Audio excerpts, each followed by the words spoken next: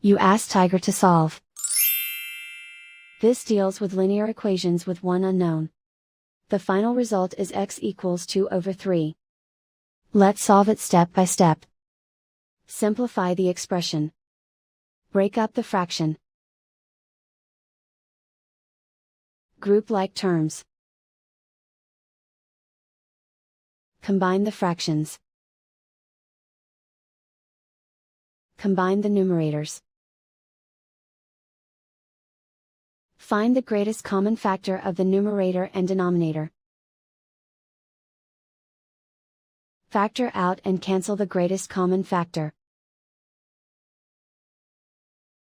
Group all constants on the right side of the equation. Add 4/3 to both sides. Combine the fractions. Combine the numerators. Reduce the zero numerator. Simplify the arithmetic.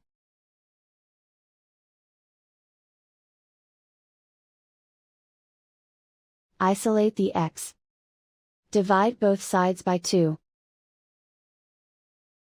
Simplify the fraction. Simplify the arithmetic.